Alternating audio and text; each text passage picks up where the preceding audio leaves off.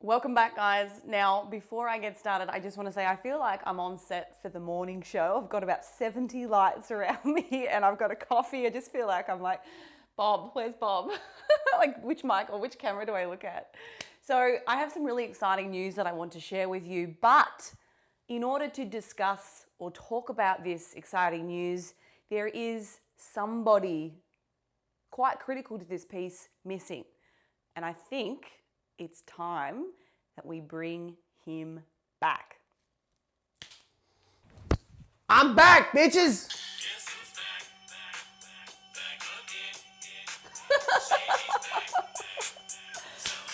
What Let's up, get it. Wayne? I haven't had this man sitting in a chair next to me for at least 2 years. I was your crutch for 2 years I for know. talking. There was a point in time where I was like, I don't actually know how to speak, so I'll just let Lane speak on my behalf.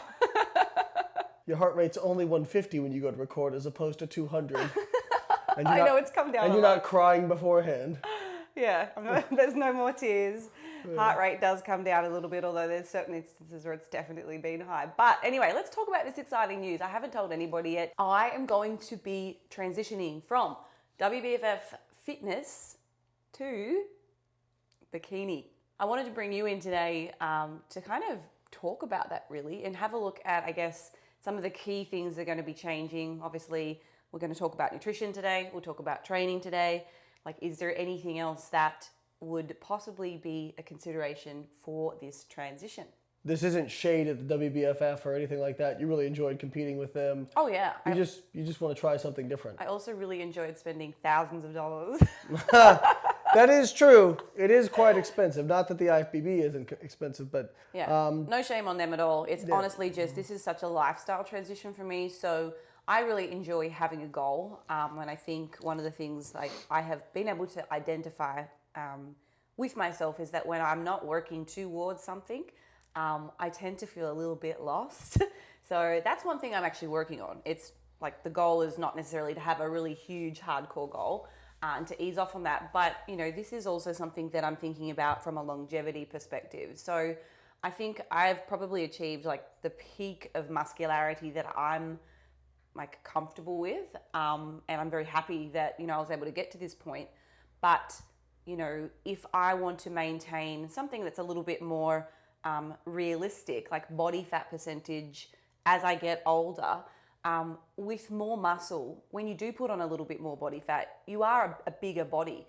And I think if I am a little bit smaller, especially through my back and my upper body, if I want to feel more comfortable, I would probably prefer to be a little bit smaller so I can fit in regular clothes and just kind of live a normal life.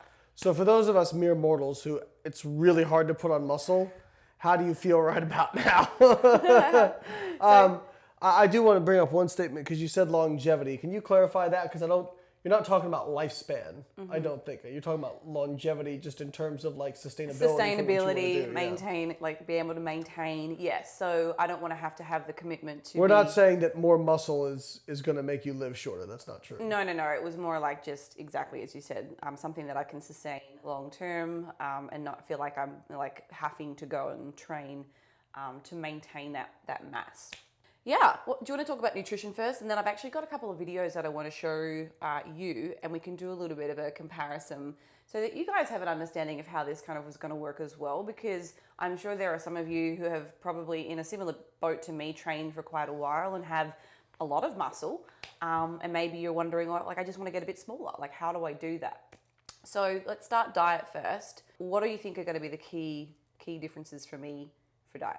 So I think ideally we'd actually reduce your protein intake so that like you could strip off muscle a little bit faster. But I know that there's zero probability that that's actually going to happen because you eat like 100 grams of protein at breakfast. So nutritionally, I don't know if a whole lot's going to change, to be honest. I mean, you know, compositionally, because you're not training as hard with your upper body, you're probably going to lose some muscle and put on a little bit of body fat in the off season. Overall, I mean, that's fine, you know, hopefully it won't be too much body fat. I don't think it will be. But I don't think nutritionally much needs to change. It's mostly just about probably sticking you at maintenance and allowing your body to kind of recomposition in the opposite direction. And just making sure we're getting in enough calories so that when it's time to diet, we've got a little bit of cushion to work from. Yeah. And then it's just about, energy deficit. And I think we're going to make most of the changes going to be with the training and the cardiovascular work.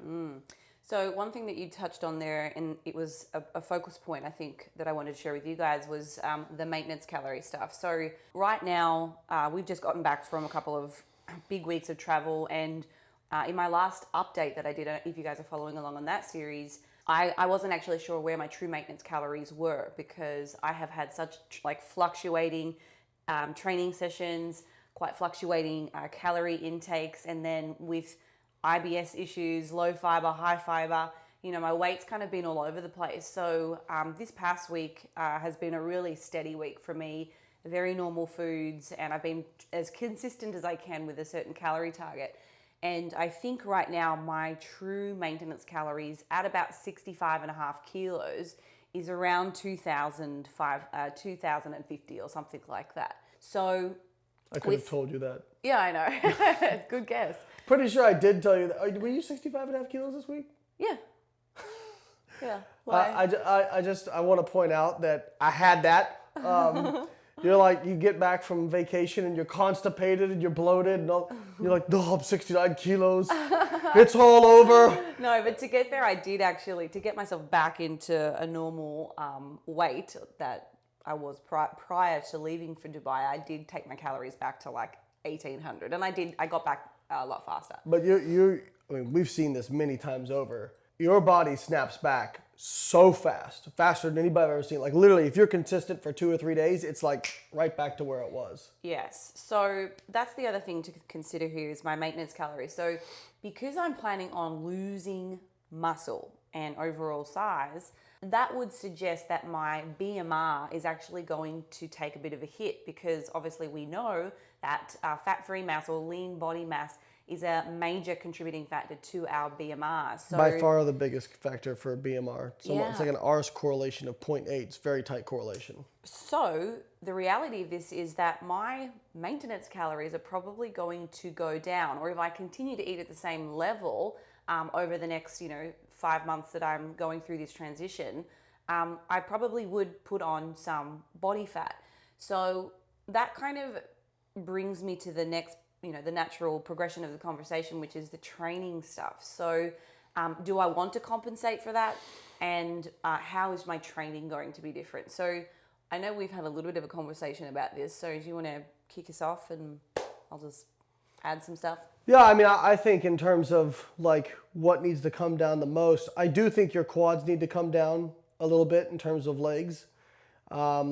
I think your hamstrings are fine. I think your glutes are fine. They can always be bigger for bikini, so nobody's going to complain about that. Of course, nobody's going to complain about that. I think it's okay. Your back. Well, I think it's okay. Let's pull up the video. Let's have a look at this video. Yeah, let's do that. Okay. She's got good sized delts. She actually has good sized quads as well. I do think her quads are a little bit smaller than yours. Yeah. So, extremely good, glute upper and lower development. I've actually seen her leaner, so she actually looks like she's a little. And the ham glute tie-in and the IFBB is huge. That's a big part of it. Yeah, so I think one of the major differences for me just looking at this is that my arms are very muscular. So way bigger than hers. Yeah, which I didn't even realize until you actually compare them to a small person. No, I honestly didn't realize that. Your arms are huge, babe. I didn't realize. I don't even train them. Our kids would have enormous biceps. So I am not going to be doing any bicep or tricep work, or if anything, it might be just reshaping where the muscle tissue is. But I think I'll probably keep my volume up for my shoulders, because they've all got really good shoulders. But I'm going to have to get leaner. Would you agree? Looking at this. She is slightly this is more like Worlds 2019 level, or Atlantic City 2019 level leanness that you're going to have to get to. Yeah. It's interesting. You're not really going to have to bring down your back much, because even if it's too big, you can have your hair down and it hides it. So I'm not real worried about that. And Your waist is probably a little bit bigger than hers, so you're actually going to need a little bit more back muscle to make it look smaller. So I don't think we really need to bring down your lats too much. We don't want to put more muscle on them. I do think your delts are going to have to come back down just slightly, just a little bit. Let's have a look at me now. So this was... That's 2019. Atlantic City. So this was my... Yeah, I mean, you're definitely softer here than she was. Not a ton. Bigger quads, way bigger arms. You'll definitely have to be leaner. I do think your quads are just a little bit big. Yeah. Damn, I was really enjoying the leg extension, you know. Yeah, so my hardest, the last place for me to get lean is right at the glute ham tie-in. So I think some girls still carry a little bit through their quads more. It might be the upper glute, you know, those types of things. And I think mine is very clearly like right under my butt. So that is going to be hard. I'm a little bit nervous actually because, well, the last competition that I did, so this year, World Championships in Vegas, I intentionally didn't go as lean as I was in Atlantic City because the feedback from some of the judges and some of the people, I guess, that are a part of the organization were saying, you know, we don't want people coming in like peeled. So I know how hard it was, but I also didn't give myself a long enough prep. So I had to get pretty aggressive at the end, which is why it was so uncomfortable and unpleasant. Have you ever had a prep where you didn't have to get pretty aggressive by the end? Yeah, well, I also have live. So this year, that's the next thing. So shows and then prep time. So let's talk about like what am I going to do with my weight? How am I going to prep? We're going to have to, let's take the training first before we go to the prep. We have to drop the volume on your arms. I think you probably shouldn't be training arms or just like a little bit. No, I'm not training arms at all. And I think probably delts just maintain or slightly pull back. I think quads, probably no quad specific work, you know, still doing your squatting, you know, because I know you enjoy that, but probably no quad specific work. And then a lot of work, a lot of emphasis on hamstrings, glutes. Back can probably pretty much maintain, maybe similar to delts, maybe slightly downsize. And then obviously you don't have to do much for your chest, but you don't have really like big chest anyway. Here's what I've actually outlined, at least for this first program. So I've got 2 back exercises, RPE max 7. Yeah. There's nothing in a wide grip position at the moment. I think as I get a little bit leaner, we'll probably be able to see like, okay, what's the reality of what you need to do. But nothing wide grip. It's all close grip movements. And then I've got 2 chest exercises and then 3 shoulder exercises, rear delts, medial, and anterior as well. So that's kind of it for my upper body. I've got 6 exercises in total. That's it. And then volume, I've taken it right back on my quads. I think I'm probably hitting like 16 sets versus what I used to do, like 25 a week. I think you probably need to pull it back more than that. Like down to 12. Well, if you look at what it takes to maintain muscle versus what it takes to build muscle, you can maintain it on really low amounts of volume. So you're either really going to have to pull it back the volume, the intensity, or both. And then the other way you can get around that is we do know there's an interference effect from cardio, which is the next point of, like, are you going to add some more cardio in? What modality are you going to do? I actually think there might be something to be said for, like, some jogging, just because there is some evidence that you can kind of... it's the worst. If you're trying to hypertrophy your quads, you wouldn't want to run. Yeah, so there's a negative interference effect from that. So, I mean, you used to run, so... You get out there and run a couple miles, you know. Jeez, I'll be getting out there and getting shin splints first time back. Well, no, we don't want to do that. I mean, there's other modalities you can use too. So I was thinking that hasn't crossed my mind, but I mean, I might. I just bought myself a what's the bike called? Peloton. A Peloton.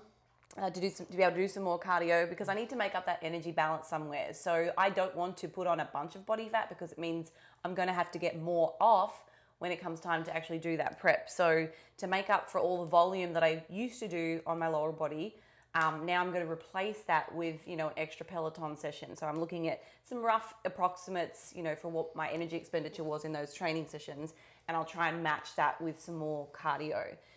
The other thing that I thought about doing, and you tell me whether you think this is a funny idea or not, but at the end of my sessions, again, as a means of making up for that energy balance change, what do you think about some circuit work? So still using some of the bigger muscle groups, but like, RPE 5, like lunges. I would probably make the RPE a little bit lower than 5. Really?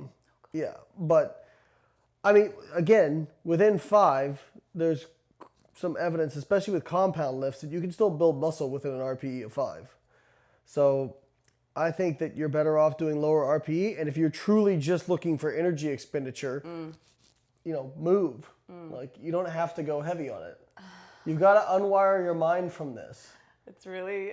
Yeah, that's the thing you're going to struggle with, because you're like, oh, I need to go, I need to progress. But then in your head, progression is more weight because you've been there, and now you've got to undo that. Yeah, so now I'll be aiming for shorter time frame to complete the sets, or lighter weights or more reps, those types of things, instead of adding more weight. So if you see me in a gym and I've got like 10-pound dumbbells and I'm lunging, you know what I'm doing.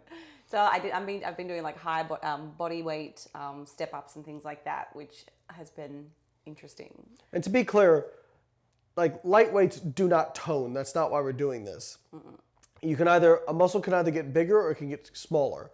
Why she's doing this is so that she can lose some muscle, but also not regain more body fat than she would like. So we're probably, hopefully, even in the off season, going to see your weight start to trend down slightly as you lose that lean body mass. So let's talk prep. Yes. My feeling was, of course, you wanted to prep, you wanted to compete in like freaking December, which is just insane. So thankfully... No, I have a goal now. At least I can focus on that. Yeah. Thankfully you listened to reason, and we're going to wait till July to compete. I think that makes sense. Qualify you for a national level show, hopefully. And then there's I think 3 or 4 national level shows after July that, if you need that amount of time to win your pro card, we have those that we can hit consecutively. The other option you have, since you're an Australian citizen, is you could actually do an international show and qualify that way. So we've got actually a lot of options. All the national shows, and then we've actually got some international shows, whether it's, I think there's some in like Puerto Rico, maybe even like some of the Caribbean islands, and then, the European one. So there's options. And so... yeah, I think starting in July, that gives you time now, I know you want to do a 20-week prep. My only reservation about a 20-week prep is, if I'm going to be a little bit critical, you kind of screw around until you have to get serious. Like, I know when I've seen you in preps before, you're a very hard worker, but you have some habits that I would say... if I was prepping, I would not be doing. Like, even like, I'm going to be real with you. Like, your whole, like, still wanting to be able to eat out and stuff. If you want to get that lean, it's not going to happen. Like, at least not 4 and 6 weeks out. You're just not going to be able to do it. And, I mean, you've just got to remember that, like, all the girls you're competing against are going to be dealing with the same amount of hunger and, issues of not having... as much stuff to do with life and, all that kind of stuff. And, I mean, if you want to beat them, if you want to be on that top level, I mean, you say it to me all the time, if you're going to be an athlete, you got to act like an athlete, and that means your nutrition too. I'm not saying you can't eat out, but what I'm saying is that if you are guesstimating so much, and I mean, I've even seen you, like, eat out, like, the week of a show, and I'm just like, there's no way I would do that. I just would not trust anything that close. So I just think that I'm not saying that to call you out. I'm just saying that to put that in your mind, that this is no disrespect to WBFF, but IFBB is another level of competitiveness. Oh, I know. I know. And that's the thing. I think I've been able to get away with it for a while. So this is what I would educate somebody else. If you want something you never had, you have to do something you've never done. I would like to try a longer prep, just from the perspective that previously, my preps, I have been in a completely different mindset. So where I've kind of crammed at the last minute, it has been pre-recovery from an eating disorder.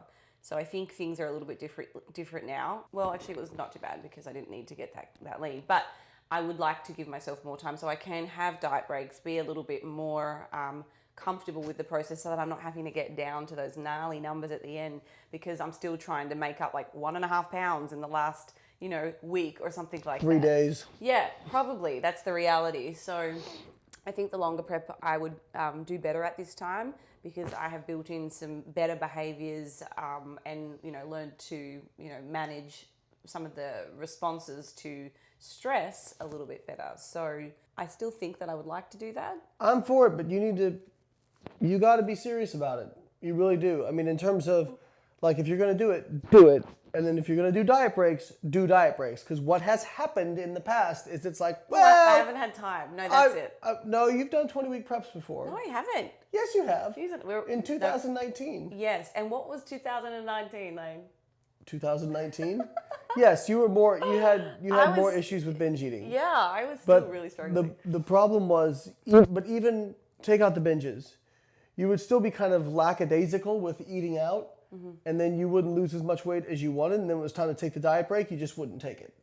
And so you are 100% right when you say this last prep was just, it was like night and day. I was very impressed, very proud, and I'm sure people watching this video are going to say, God, Lane's a dick. But I would rather, me personally, would rather you do a shorter prep and just be serious about it from the start. So if it's going to be something where you're really taking it seriously and you're in, because I know how competitive it is, even at like the NPC national stage. The top 20 girls at nationals in one height class, like a 2-inch height class, the top 20 gals all look awesome. So if you're not dialed in, I believe you could be one of the best in the world, but I also know what that level is. So, guys, that's what we have planned for the coming, 6 months, 7 months. I am going to have to whip my ass into gear. Lots of changes, a little bit more structure, a little bit more mindfulness about my, social preferences and eating out all the time. But I'm honestly really, really pumped for this. I like a challenge. And I really like a challenge when it comes from him. So we're just going to go see about that. I think one thing I want to add is, I'm not saying you can't eat out. I'm just saying, like, you're going to have to make certain sacrifices in terms of, you see something really nice, but you can't have it. You can't always have it. Or you're going to have to bring your own food and just, enjoy the fact that you're around your friends, but you're not joining them in the food they're eating. Again, I'm all for flexible dieting, but it can only be so flexible when you're trying to get that lean. This man will keep talking, so I'm going to wrap it up here, guys. Until next time. I'm not sure what she expected. I will see you next week. If you've got any questions, if you're in a similar position and you want to know more, please feel free to leave a comment. Check out our stuff, Carbon Diet Coach, Team Bailey Nutrition Coaches. What else have we got? Books. Workout Builder. Workout Builder, YouTube. See you next time, guys.